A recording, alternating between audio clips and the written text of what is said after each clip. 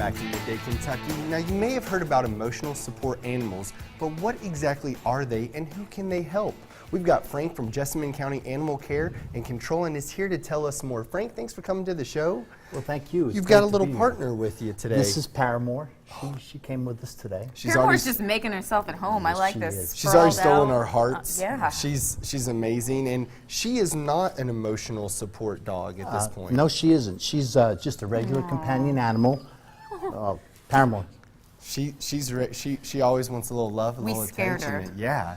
She's she's part of our training program with, we partner with Blackburn Correctional Facility, and she's actually part of the training program. She's enrolled right now. It's an 8-week class. We send 10 animals at a time. The inmates train. They train them to basic commands to try to get them prepared to pass a Canine Good Citizens certification through the AKC. What a great program. Yes, it is, yes. Frank, let's talk a little bit about emotional support animals. What exactly do they do? Well, basically, they provide support for people who have anxiety and depression problems. Through their unconditional love and their warmth and tenderness and ability to be pet and held. They provide a stability and a sense of being for people who suffer from anxiety and depression. There's some comfort. Wow. They give a lot of support and comfort. We all need love. Yes, and animals are definitely a great way to get it. Now, what type of animals are typically used for the emotional support? Typically, you'll find dogs and cats, but fowl are emerging as a very popular. Like the peacock. The peacock, absolutely. Chickens and ducks have become very popular, and I've even heard of a mouse as an emotional support animal. But you wouldn't think that, you would think that they're extremely unsanitary and unfriendly. But on the contrary, they're very intelligent and friendly animals. Really? When you think about laboratory testing and the maze and stuff, they always use mice because they're very, very intelligent. And they're an alternative, much smaller animal than a dog or a cat. Right, like if you're in an apartment or something. And I guess who are we to choose what brings comfort to somebody else? Well, you talked a little bit about the different animals.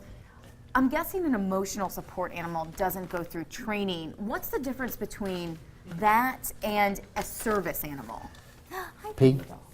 Service animals are completely different than emotional support animals.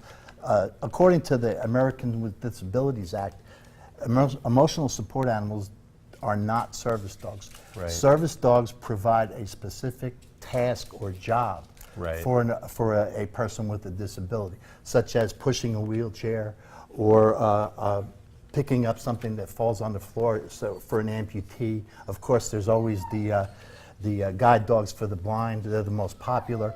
But you think about somebody that's an amputee that can't push the elevator button. They can train the dog. Yeah, they have a specific task that they do, and that's what makes them service animals.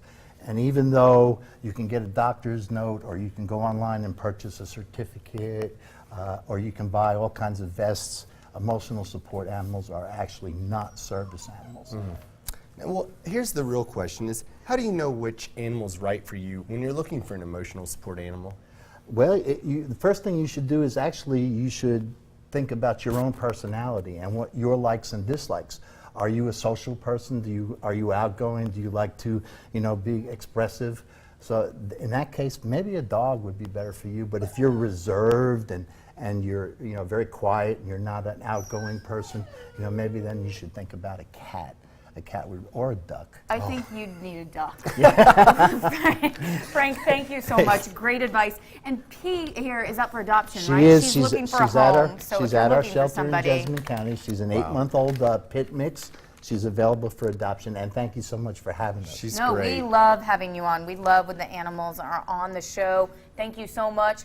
Thank you. Midday Kentucky is going to be right back.